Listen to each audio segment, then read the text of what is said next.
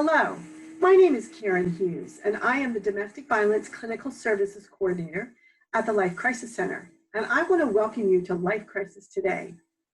With me today is Samantha Kenney, and she is a child and adolescent therapist for the Life Crisis Center.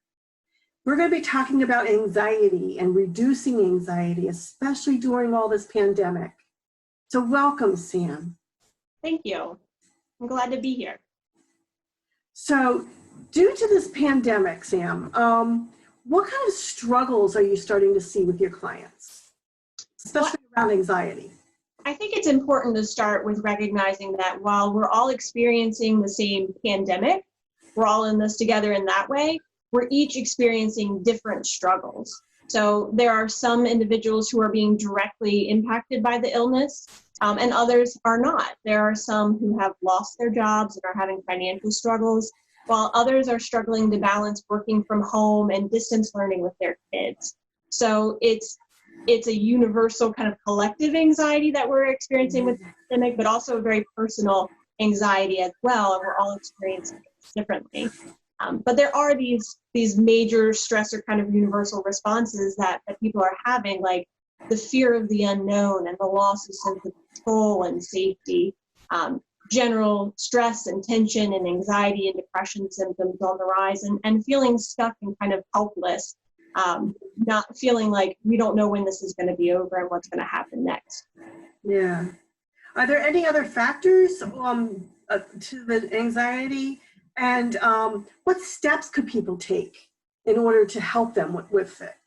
Sure. Specifically to the coronavirus pandemic, we're also seeing social isolation as another factor.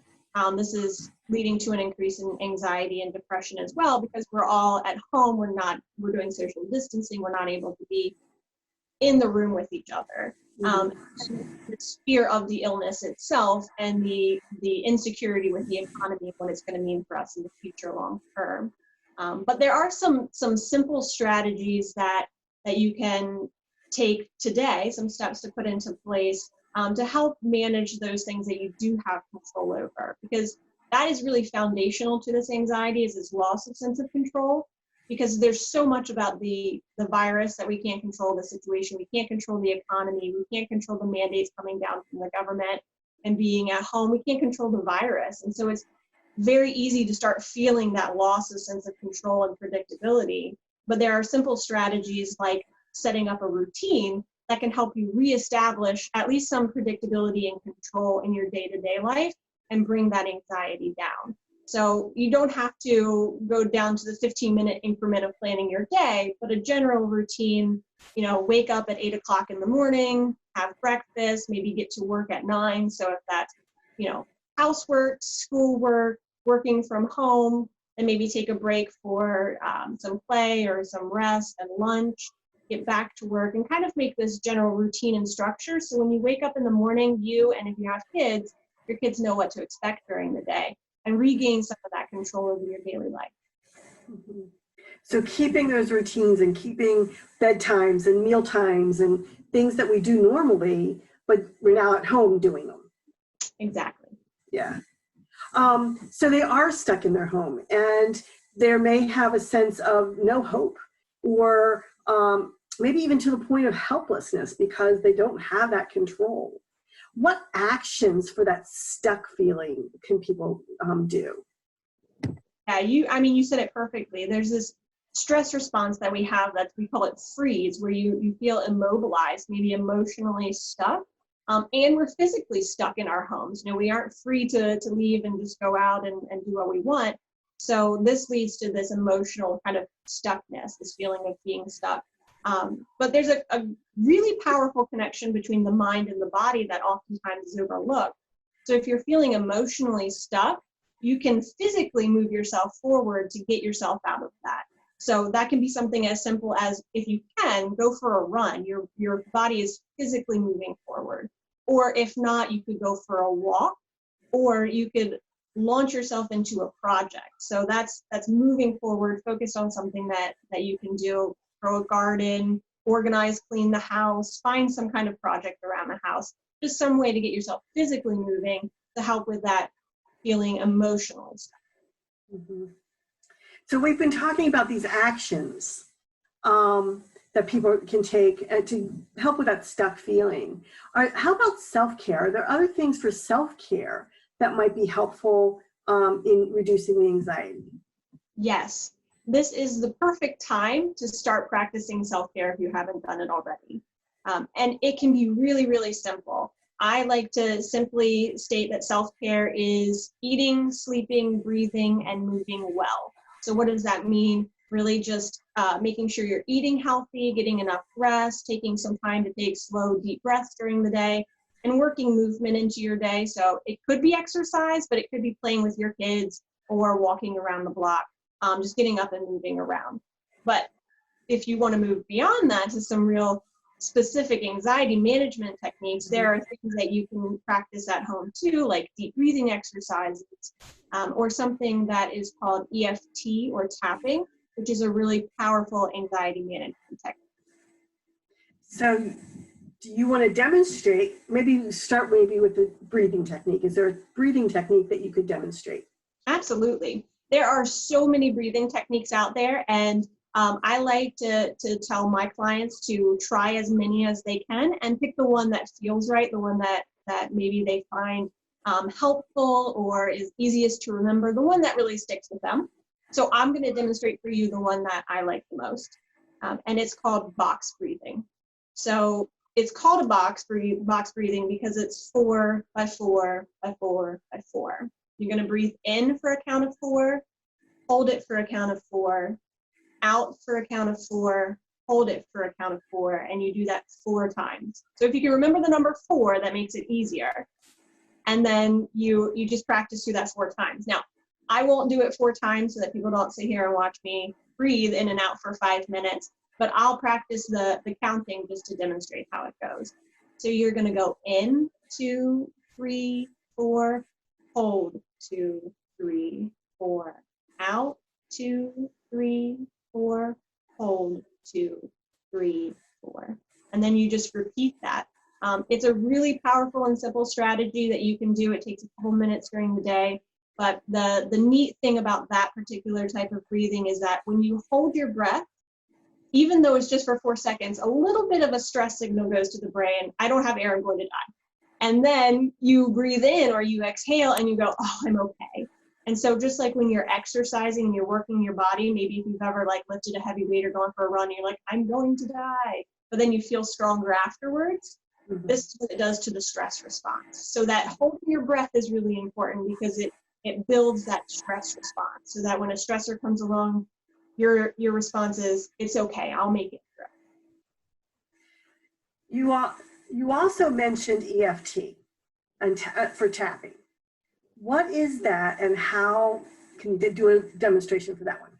Sure, yes. EFT, or commonly called tapping, is a strategy that uses acupressure, so points in the body that are calming to the nervous system. And you just tap on these points as you think about the stressful thing. And I can demonstrate to show you where the points are, but there's a lot of points, so I will also give some information on where people can find some guided exercises with it online so they can do it at home. But first thing you want to do is really to identify what is causing you stress. So for this example, I'm just going to say the stress, but we're talking about the coronavirus pandemic, so it could be fear of the coronavirus, it could be financial stress, it could be feeling lonely from social isolation. Whatever that stress is, you're going to rate it. So from 0 to 10, with 10 being the most distressed, where are you starting? So let's say the stress is giving me a 7. So you start out with a 7, and you're going to start tapping right here under your pinky on your hand with 4 fingers. And you're going to make the statement, even though I have this stress, I deeply and completely accept myself. And you just keep tapping on this for a little while. It feels pretty nice and calming. And you just keep repeating that, even though I have this stress, I deeply and completely accept myself. And you're going to tap there for a while. And then you're going to move on to the pressure points on your face. And so we're going to tap here at the eyebrows and think about the stress. And then we're going to move out to the temples and keep thinking about that thing that's causing you stress.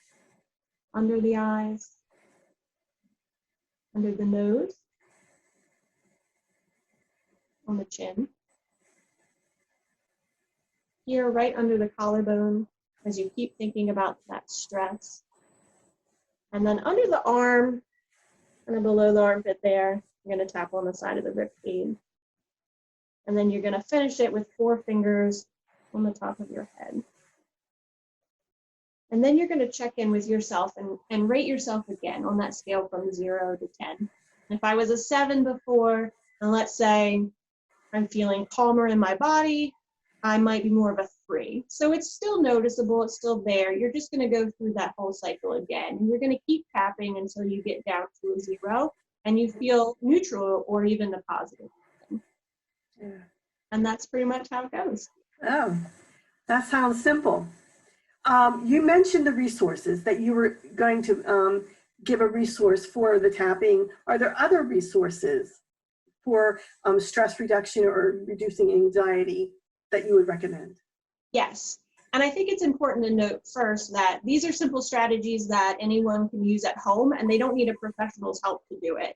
But if someone is feeling especially overwhelmed or their anxiety or depression is very high, they feel like they could use extra support, they might want to consider finding a therapist to help them work through more specific strategies with them. And the resource that they could use for that is the resource hotline 211, where they can call and find agencies in their area that is doing therapy. And a lot of agencies right now, even though we are meeting face-to-face, are doing telehealth. So that might be an option for people as well. But the tapping can be found on YouTube. There's a channel called The Tapping Solution. The what? It's Nick Wertner. The Tapping Solution on YouTube. It's a whole channel, and there are guided exercises that go through chronic pain, anxiety, and one even specific for coronavirus stress and anxiety. There are also some apps that you can find on your phone or on your smart device.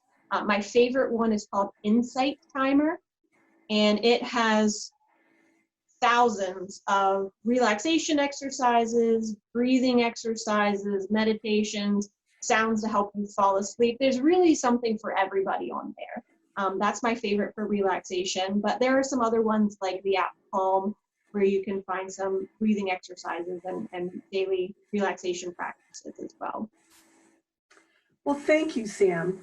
You have really given us a lot of information about anxiety and reducing it and some strategies and actions. We've even practiced a few techniques.